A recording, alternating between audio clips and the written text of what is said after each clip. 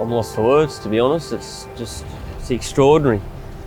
I have seen progress pictures throughout the development of the artwork, but yeah, to see it here unveiled, it's just it's just really something.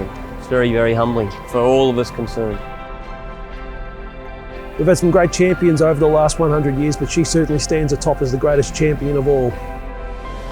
The Valley really felt, as part of our Cox-Plate 100 celebrations, that it was a worthy tribute to honour Winx and her jockey Hugh Bowman in a wonderful statue, which is a representation of her crossing the finishing line when she won the 2018 Ladbrokes Cox-Plate. Cometh the hour, cometh the legend! Greatness! Winx has done it! It's Equine-utopia! First off, we have to select the photo, and when you've got a committee of 9, it's not always easy to agree on which photo to select. But it came down to needing 3 points of contact, and that certainly narrowed the options down. We actually started the process 18 months ago when we started to look for a suitable sculptor. We decided on Louis Lohman, who is a local Western suburbs artist who has been highly acclaimed with a number of projects. And his last equine project was that of the Boar Memorial War Horses, which stands in the War Museum in Canberra.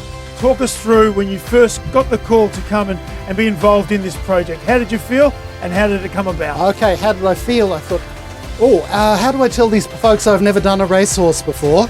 Once we appointed Louis, the first step we went to was to actually go and make sure that we measured all of our subject matter.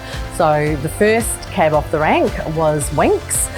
We were able to go to Sydney and measure her in a secret location shortly after she'd finished racing. That was probably a 4-hour process. We measured her from top to tail using special tools and took a number of photographs. Meeting Winx herself and going up there with my tape measures and my calipers and so forth and getting all her vital stats was a tremendous help.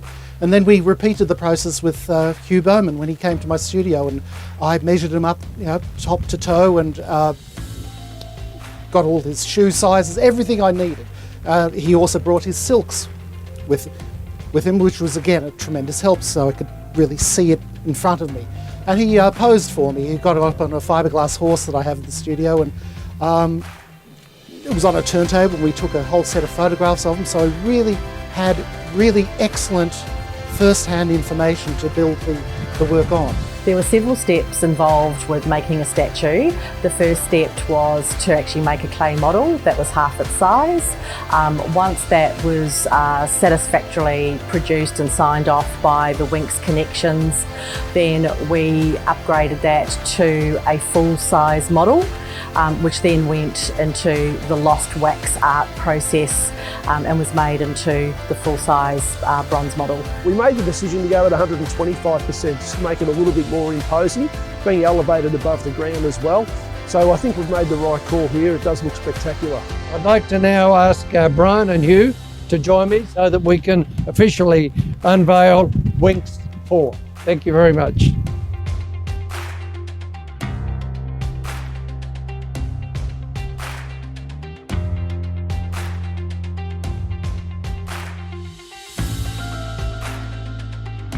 We wanted to make sure that it was as close as possible as to the original image. Everything was done by the master sculptor Louis Lemon. We didn't want an abstract piece, but we wanted to be clearly reflective of Winx and jockey Hugh Bowman.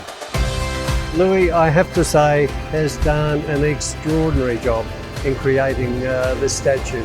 And for those that must come and have a look at the statue, then please do, you'll see the detail and the wonderful work that he's done to create this wonderful masterpiece. The way I'd put it is that it's been my baby for over a year now. It's something that I've nurtured and I've fretted over and I've scolded all along the way.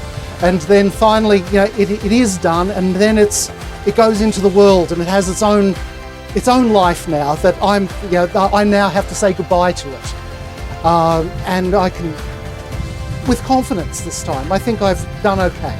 I'm very humbled by it. Obviously, it's very real for me. It brings back really fond memories as it does whenever I come to Moonee Valley. The journey that Winx took us on, my family, all the connections of Winx and Chris and his family, of course, and you know, with that came friendships and a bond that we'll have forever. And yeah, I'm really lost for words. I'm very proud.